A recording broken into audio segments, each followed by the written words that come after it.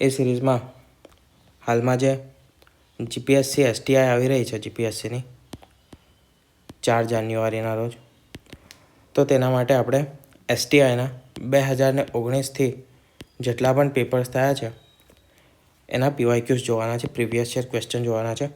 અને તે પીવાયક્યુઝ આપણે સંપૂર્ણ સમજૂતી સાથે જોઈશું. એક્સપ્લેનેશન હશે દરેક ક્વેશ્ચનનું અને દરેક ક્વેશ્ચન પર ટોપિક વિશે માહિતી પણ આપવામાં આવશે. ઉપરાંત જે ઓપ્શન્સ છે તેને પણ એક્સપ્લેન કરેલા છે, એટલે તમને ઓપ્શન પરથી કે બીજા કોઈ ક્વેશ્ચન ટોપિક પરથી બને તો સોલ્વ થઈ જાય. એ ટોપિક પરથી સેમ ક્વેશ્ચન ના આવે પણ નવો ક્વેશ્ચન કોઈ ફ્રેમ થાય તો પણ તમને આવડી જાય, સાચો પડે. શરૂઆત કરીએ. જીપીએસસી એસટીઆઈનો પહેલો ક્વેશ્ચન. મૌર્ય યુગમાં સમાજના 7 વર્ગોનો ઉલ્લેખ ક્યાં જોવા મળે છે? એ. પુરાણો, બી. મેગસ્થનીઝની ઇન્ડિકા, સી. કૌટિલ્યનું અર્થશાસ્ત્ર, ડી. અશોકનો શિલાલેખ. તમે જવાબ વિચારી લો. 4 થી 5 સેકન્ડ આપણે આપીએ છીએ. હવે જોઈએ સોલ્યુશન અને સાચો આન્સર. તો સાચો આન્સર આવશે મેગસ્થનીઝની ઇન્ડિકા. ગ્રીક રાજદૂત મેગસ્થનીઝ ચંદ્રગુપ્ત મૌર્યના દરબારમાં તેના સમયમાં પાટલીપુત્ર ખાતે રહ્યા હતા. તેને ઇન્ડિકા નામનો ગ્રંથ લખ્યો હતો અને મૌર્ય યુગના સમાજને 7 ભાગોમાં વહેંચ્યાનું વર્ણન એમાં જોવા મળે છે. કયા 7 ભાગ હતા? તો દાર્શનિક એટલે કે ફિલોસોફર્સ, ખેડૂત એટલે કે ફાર્મર્સ, સૈનિક સોલ્જર, હસ્તકારીગર આર્ટિશન્સ, પશુપાલકો એટલે કે હર્ડ્સમેન, અનુવાદકો અથવા તો દૂત ઇન્ટરપ્રિટર્સ, અને ન્યાયાધીશો કે પછી અધિકારી વર્ગ કાઉન્સિલર અથવા તો ઓફિસર્સ. બરાબર. હવે વાત કરીએ પુરાણો. તો પુરાણો શું હતું? તો 18 મહાપુરાણ છે ટોટલ અને 18 ઉપપુરાણ છે. તેના વિષય દંતકથાઓ છે, વંશાવલીઓ છે રાજા મહારાજાઓની, અને ભૂગોળ છે. આ તેના વિષયો છે પુરાણોના. વિષ્ણુ પુરાણ એ સૌથી મહત્વપૂર્ણ ભૌગોળિક પુરાણ ગણાય છે. મેગસ્થનીઝની ઇન્ડિકા. તો ઇન્ડિકા એ ગ્રીક રાજદૂત મેગસ્થનીસે લખી હતી. તે કોનો પ્રતિનિધિ હતો? કોના રાજદૂત હતા? તો તે સેલ્યુકસ નિકેટર નામના ગ્રીક રાજા હતા તેના પ્રતિનિધિ હતા. તેમને દૂત તરીકે મૌર્ય દરબારમાં મોકલ્યા હતા. પાટલીપુત્રનું વર્ણન, મૌર્ય સેનાની રચના. બરાબર. આ જે સેલ્યુકસ નિકેટરની ઇન્ડિકા છે તેમાં પાટલીપુત્રનું વર્ણન કરેલું છે. મૌર્ય સેના કેવી રીતે બનાવવામાં આવતી, કેવી રીતે તેનું સંચાલન થતું, મૌર્યનો જે વહીવટ હતો તે કેવી રીતે ચાલતો હતો, તે બધી વસ્તુઓ તેમાં લખેલી છે. ઉપરાંત જે ભારતીય સમાજ તેની સામાજિક, આર્થિક, ધાર્મિક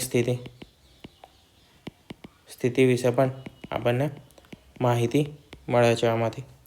મૂળ જે ગ્રંથ છે તે ગુમ થઈ ગયો છે અને તેના પછીના લેખકો દ્વારા એ ગ્રંથમાં જે પણ વસ્તુઓ હતી તે ઉલ્લેખ કરવામાં આવી છે તે હાલમાં હયાત છે. તેના પરથી આપણે કહી શકીએ છીએ. પછી છે કૌટિલ્યનું અર્થશાસ્ત્ર, જે સી ઓપ્શન હતો. તો ચાણક્ય કૌટિલ્ય દ્વારા અર્થશાસ્ત્ર લખાયેલું છે.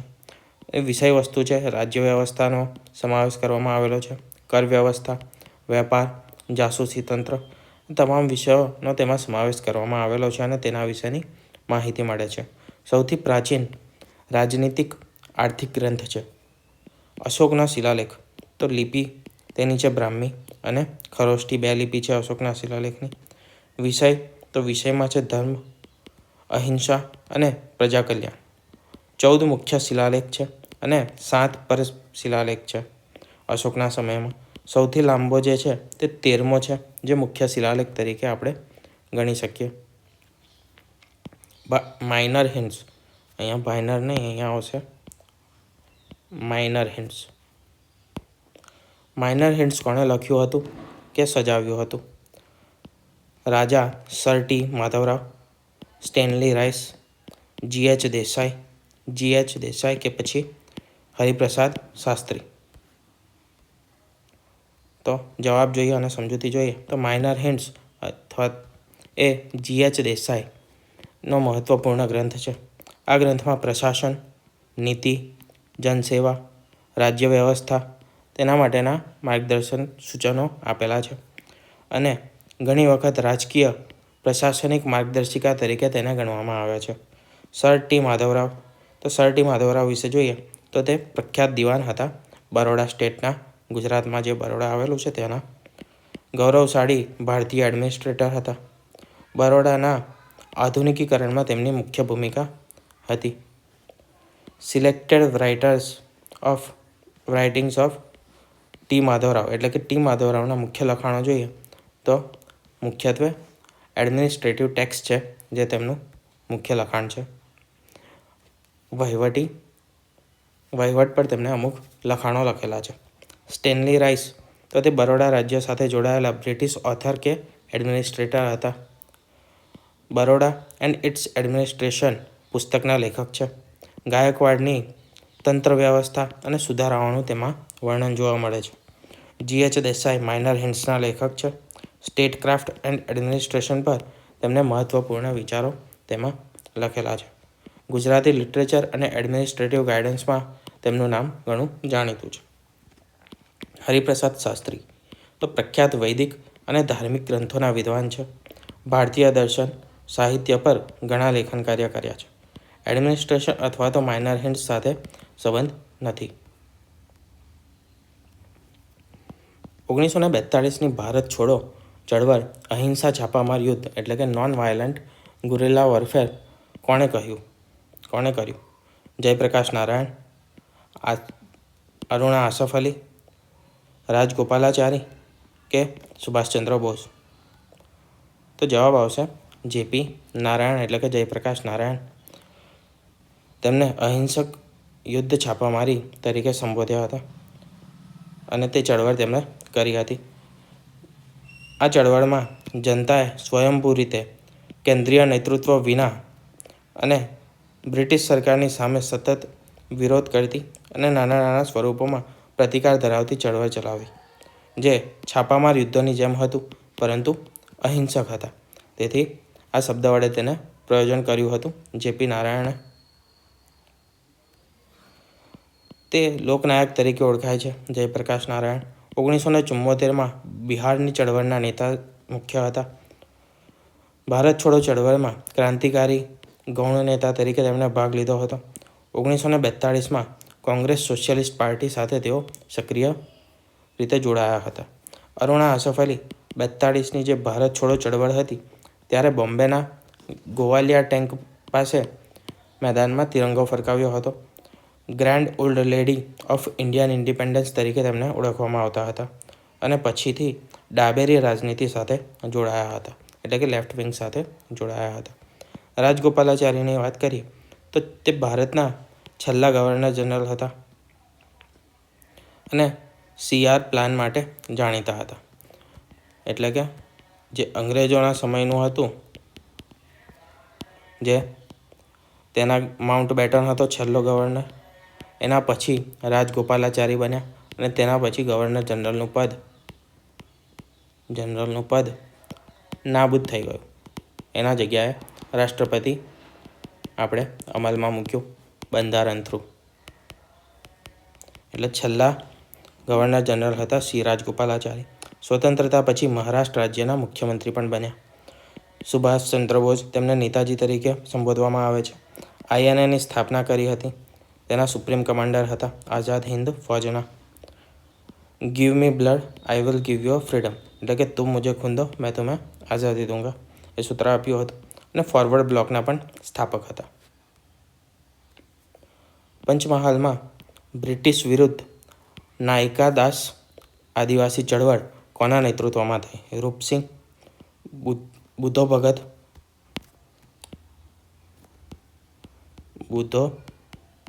ભગત, જાફરા ભગત કે પછી ગોવિંદ ગુરુ? તો પંચમહાલ જિલ્લાના આદિવાસી નાયકાદા સમાજે બ્રિટિશ શાસન, ભારે કરવેરા અને શોષણ સામે જાફરા ભગતના નેતૃત્વમાં લડત ચલાવી હતી. આ લડતમાં આદિવાસીઓ સાથે અન્યાય કરવામાં આવતો ટેક્સ, જમીન જંગલ પર કાબૂ અને પોલીસ દમનની સામે તેમણે વિરોધ કર્યો હતો. ગુજરાતના સ્થાનિક આદિવાસીના પ્રતિરોધોમાં આ એક મહત્વપૂર્ણ ઉદાહરણ છે. રૂપસિંહ તે માળવા, રાજસ્થાન, ભીલ આદિવાસી વિરોધી સાથે જોડાયેલ નામ છે અને ગુજરાતના પંચમહાલ નાયકાદા આંદોલનોથી આ માણસ સંબંધિત નથી.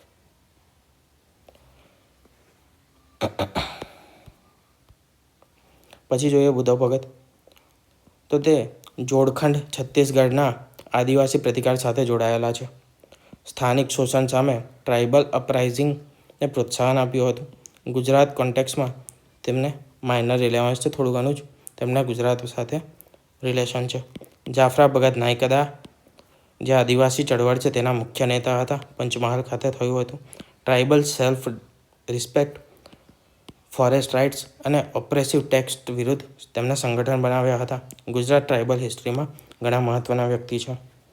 ગોવિંદ ગુરુ બાંસવાડા, દાંતીવાડા ખાતેના વિસ્તારના ભીલ નેતા છે. સૌથી પ્રસિદ્ધ માંગડ વિધ્વંસના માટે તેઓ સૌથી પ્રસિદ્ધ છે. ભીલ સમાજમાં સુધારણા અને સંઘર્ષના તેઓ આગેવાન હતા. ગવર્મેન્ટ ઓફ ઇન્ડિયા એક્ટ 1935ને ન્યૂ ચાર્ટર ઓફ સ્લેવરી તરીકે કોણે કહ્યું હતું? સરદાર પટેલ, મોહમ્મદ અલી જીના, મોતીલાલ નહેરુ કે પછી જવાહરલાલ નહેરુ? તો તે કહ્યું હતું જવાહરલાલ નહેરુએ ગુલામીનું નવું ગુલામી ખત તરીકે ઓળખાવ્યું હતું. તેનું કારણ હતું કે બ્રિટિશરોએ કેન્દ્ર પર સંપૂર્ણ નિયંત્રણ રાખ્યું, ગવર્નર જનરલને વિશાળ શક્તિઓ આપી અને પ્રજાને કોઈપણ વાસ્તવિક લોકશાહીના અધિકારો મળ્યા ન હતા. આ અધિનિયમમાં તેમના પ્રમાણે ભારત સ્વરાજ્ય નહીં પરંતુ વધારે કડક ગુલામી તરફ ધકેલાતો જોવા મળતો હતો. આ અધિનિયમ પરથી સરદાર પટેલ તો આયર્ન મેન ઓફ ઇન્ડિયા તરીકે ઓળખાય છે. રજવાડી રાજાઓના વિલીનીકરણમાં મુખ્ય શિલ્પી છે. બારડોલી સત્યાગ્રહના મુખ્ય નેતા છે. મોહમ્મદ અલી જીના ફાધર ઓફ પાકિસ્તાન ગણાય છે. મુસ્લિમ લીગના મુખ્ય નેતા હતા. 1940ની લાહોર ઠરાવના મુખ્ય આગેવાન હતા. મોતીલાલ નહેરુ તે નહેરુ રિપોર્ટ માટે જાણીતા છે, જે 1928માં બહાર પાડવામાં આવ્યો હતો. તેના મુખ્ય લેખક હતા. ડોમિનિયન સ્ટેટની માંગ કરી હતી તેમને સૌપ્રથમ અને સ્વરાજ પાર્ટીના સ્થાપક હતા. સ્વરાજ પાર્ટીની સ્થાપના તેમણે CR દાસ સાથે કરી હતી, ચિત્તરંજન દાસ સાથે. જવાહરલાલ નહેરુ ભારતના પ્રથમ વડાપ્રધાન. ડિસ્કવરી ઓફ ઇન્ડિયા પુસ્તકના લેખક હતા અને 1935 એક્ટને ન્યૂ ચાર્ટર ઓફ સ્લેવરી તરીકે ગણાવ્યું હતું. Next questions.